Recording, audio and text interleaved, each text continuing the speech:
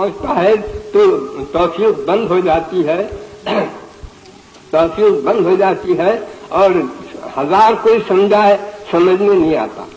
जो बात किया उस पर अड़ जाता है और हक बात में तरह तरह के शुबे पैदा होते हैं, बस शुबे खत्म नहीं होते, शुबे बढ़ते जाते हैं।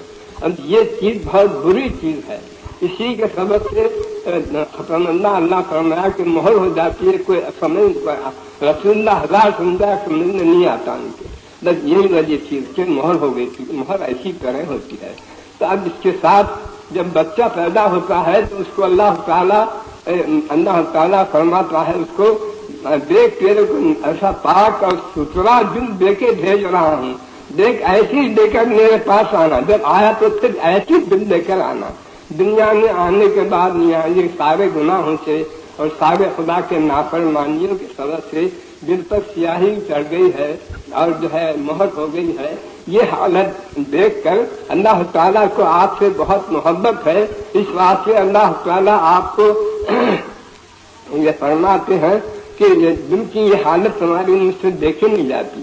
तो इस वास्ते मैं तरह तरह की तस्वीरें करता हूँ और तरह तरह से समझाता हूँ। कुरान में क्या क्या तरह से समझाया गया है यहाँ, अगर आप देखें तो मालूम होगा। यही दिल की स्याही और ये मोहर तोड़ने के वास्ते तरह तरह से आपको समझाया गया है। मगर मुश्किल ये है कि इंसान की हालत कुछ अजीब हालत है कि ये मुंह मोड़ा हुआ इंसान, अल्लाह से मुंह मोड़ा हुआ इंसान ये क्या करता है, ये बेरुख है, ये अल्लाह से बेरुख रहता है, मगर अल्लाह बेरुख नहीं है। और ये ताल्लुक तोड़ना चाहता है इंसान, मगर अल्लाह ताला इंसान से ताल्लुक तोड़ना नहीं चाहता है। इंसान अल्लाह का नहीं होना चाहता है और अल्लाह उसको अपना बनाना चाहता है। ये बात हो रही है। अल्लाह चाहता है, मोहब्बत बहुत है अल्लाह को इंसान से, इंसान को बनाना, उसको दुरुस्त करना चाहता है, मगर वो समय सानी बिगड़ ही जाता है। तो उसकी मिसाल ऐसी है, समझिए मियां, कि एक शख्स का बेटा नालायक हो गया तो बाप का बेफिक्र रहता है। बाप बेफिक्र नहीं होता, तदबीरें करता है, तरह तरह से कोशिशें करता है किसी तरह बेटा रास्ते पर आ जाए। इस ऐसे ही अल्लाह ताला जब देखता है कि इंसान की हालत बहुत बिगड़ी हुई है, बहुत बिगड़ी हुई हालत है इंसान की और उसके दिल की, तो इस वास्ते अल्लाह ताला तरह तरह से समझाया है कुरान ने, इसी वास्ते ताकि वो अल्लाह का हो जाए, तो दिल को अपने साफ सुथरा करके चले आए।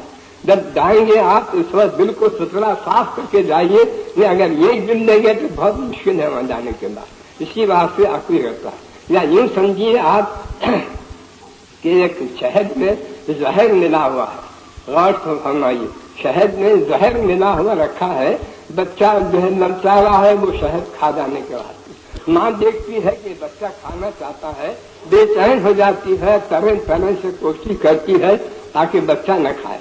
ऐसा ही अल्लाह ताला देखता है आपको कि आप ये गुनाह जो कर रहे हैं तो गुनाह नहीं कर रहे हैं, जहर खा रहे हैं। मेरे दोस्तों जरा याद रखो, मेरे मारूज को, कि हम जो गुनाह कर रहे हैं वो गुनाह नहीं कर रहे हैं, खुदा की नाफरमानी नहीं कर रहे हैं, जहर खा रहे हैं, मगर जहर ने लज्जत दी है। तो बच्चे की नजर शहद पर है, माँ की नजर काय पर है, उसके अंदर जो जहर है उस पर है। ऐसे ही तुम्हारी नजर काय पर है, वो लज्जत गुनाह की जो लज्जत है उस पर है। अल्लाह की नजर उस पर, उसमें जो जहर है उस पर नजर है। इसी बात से अल्लाह ताला रोकता है और ये फरमाता है कि देख बंदे, मैं तेरे को जो रोकता हूँ तू समझता है मेरे नुकसान मेरा कर रहे, नहीं, तेरी लज्जत के बाद रोकने का ये कर रहा हूँ, बल्कि जो जहर खाना चाहता है वो जहर से तुझे बचाना चाहता हूँ मैं। आ तू मेरे तरफ आ, देख तेरी आखिरत भी खराब हो रही है, ये जहर गुनाहों का जहर तेरे को आखिरत भी खराब कर रहा है, तेरी दुनिया भी खराब हो रही है। तू इधर आ, मेरी तरफ आ, मैं तेरे को तिरियात खिलाता हूँ ताकि तुझको जन्नत का काबिल बनाऊं। इस वास्ते तिरियात खिलाता हूँ, तेरे दिल को साफ साफ करके यहाँ से ले चलता हूँ। जहाँ मेरे तरफ आ, कुछ तो रुजू कर, मेरी तरफ रुख कर, तौबा कर, जो तू किया वो बुरा कर रहा है, गुनाह से बार बार मेरी तरफ आ, मैं तुझे तिरियात खिलाकर तुझे जन्नत के काबिल बनाता हूँ।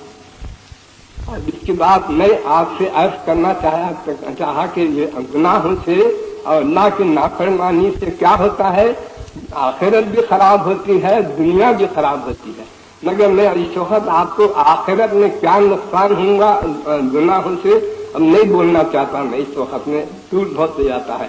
اب اس وقت میں دنیا میں جو نقصان اور ضرر پہنچتا ہے صرف اسی کو آپ کو سمجھانا چاہتا ہوں، اس بات سے کہ انسان کا خاصہ یہ ہے کہ ہر چیز میں اللہ نے ضرر رکھا ہے۔ آپ غور سمائیے، ہر چیز میں اللہ نے ضرر رکھا ہے، ایک حادثہ رکھا ہے، ایک اثر رکھا ہے، ہر چیز میں ہے ایسا، ہر چیز میں۔ جیسا کہ بعض ایسی دوائیں ہیں کہ اس سے دست آتا ہے، بعض ایسی دوائیں ہیں اس سے قبض ہوتا ہے، اور بعض دواؤں سے بخار جاتا ہے، بعضوں سے بخار آتا ہے۔ اور یہ دیکھو آپ بلی لوٹنے میں ایک دوا ہوتی ہے، وہ بلی کے سامنے آپ رکھ دو، جب تک نہیں کھائیں گے وہ لوٹتی رہیں گی اس کے اوپر، یہ اس نے اثر رکھا ہے اللہ نے۔ اور آپ کہربان میں یہ اثر ہے کہ تنکوں کو کھینچتا ہے، مقناطیس میں یہ اثر ہے کہ لوہے کو کھینچتا ہے۔ اور آپ کسی کو گالی دیے تو فوراً غصہ آتا ہے، کیوں صاحب کیا ہو گیا کہ آنکھ کو آ کے لپٹ گئی گالی، مگر نہیں اس نے اثر رکھا ہے اللہ نے ایسا کہ جہاں گالی دیے کہ بس غصہ آ جاتا، اور تعریف کرے تو خوش ہوتا ہے، اس چہرے پر بشاشت آ جاتی، یہ اثر اس نے رکھا ہے۔ تو ایسا ہر چیز میں ایک اثر اللہ نے رکھا ہے۔ تو صاحبوں یہ ہر چیز کے اثر کو تو آپ قائل ہیں، ہر شخص قائل ہے کہ بے شک انسان ہر چیز میں اثر ہے اور کسی کو انکار نہیں ہے، مگر کیا سب چیزوں میں اثر ہے؟ تو گناہ میں اور خدا کے نافرمانی میں کچھ اثر نہیں ہے؟ اس کو ذرا سوچو آپ، گناہ کو اور خدا کے نافرمانی میں کچھ اثر نہیں ہے؟ جیسا ہر چیز میں اثر ہے ایسی گناہ میں اور خدا کے نافرمانی میں بھی اثر ہے، مگر ہم کیا سمجھتے ہیں، مگر شیطان اور نفس ہم کو ہر چیز کے اثر سے روکتا نہیں ہے۔ تو آپ قائل ہو جاؤ ہر چیز میں اثر ہے بولے تو آپ کو مزاحم نہیں ہوتا، آپ کو مزاحمت نہیں کرتا۔ اگر آپ نفس اس میں بولے گناہوں میں اور اللہ کے نافرمانی میں بھی اثر ہے بولتے آ کے کھڑا ہو جاتا، مزاحم ہوتا ہے، آپ کو نہیں ماننے دیتا، نہیں اقرار کرنے دیتا کہ گناہوں میں اور خدا کے نافرمانی میں بھی اثر ہے۔ اس واسطے ہم جو ہے بہت سے ہمارے ہم لوگوں میں سے خیال کچھ ہے نہیں، گناہ میں خدا کے نافرمانی میں کچھ اثر ہے، یہ ہمارے خیال میں تک نہیں ہے۔ مگر یاد رکھو آپ، جیسے ہر چیز میں اللہ نے اثر رکھا ہے ویسے ہی گناہ میں خدا کی نافرمانی میں اللہ نے اثر رکھا ہے۔ گناہ کرنے سے خدا کے نافرمانی سے آخرت تو خراب ہوتی ہے، دنیا بھی برباد ہو جاتی ہے۔ یاد رکھ لو آپ، میں اس کو اسی کو سمجھانا چاہ رہا ہوں کہ دنیا کیسی برباد ہوتی ہے۔ آپ ذرا سوچئے، ابلیس جس کو شیطان آپ بولتے ہیں کیسا تھا؟ وہ بڑا عابد و زاہد تھا، دنیا میں زمین پر ایسی عبادت کیا، اتنی عبادت کیا کہ فرشتہ بھی نہیں کرے گا، اس کے سبب سے مقبول ہو کر اس کو آسمانوں پر بلا لیا گیا، آسمانوں پر ایسی عبادت کیا کہ اس کو ترقی دیتے دیتے عرش تک پہنچایا گیا، عرش کو ٹیکا دے کر بیٹھتا تھا اور فرشتوں کو سبق دیتا تھا، اسی بات سے اس کو معلم ملکوت بولتے ہیں اس کو۔ مگر جب اللہ کی نافرمانی کیا، حکم دیا نے سجدہ کا آدم علیہ السلام کو، اللہ کی نافرمانی کیا اور یہ گناہ اثر ہوا، تو اس کے ساتھ ہی کیا اثر ہوا ہے نافرمانی کا، کیا گناہ کا اثر ہوا؟ اب میں بتاتا ہوں آپ کو، یہ ہوا کہ آسمان سے اس کو زمین پر پھینک دیا گیا اور زمین پر بھی اس کو ملعون بنا دیا گیا، اس کو صورت بگاڑ دی گئی اور باتیں اس کا خراب کر دیا گیا، رحمت کے جگہ میں لعنت نصیب ہوئی۔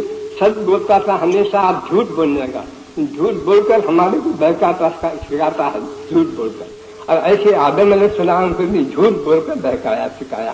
تو یہ سب خرابیاں سارے جو پیدا ہوئے یہ سب خدا کی نافرمانی کا، گناہوں کا اثر ہے۔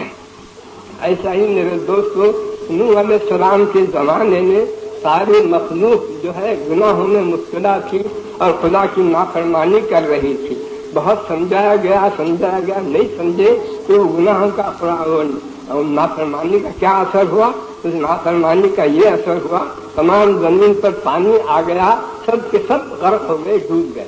یہ دنیا خراب ہوئی نہیں؟ آج کو سوچو آپ، ہوا مسلط کی گئی، اتنی زور کی ہوا تھی، کئی گز اوپر اٹھاتی اور پٹکتی، ایسے پٹک پٹک کر مار ڈالی۔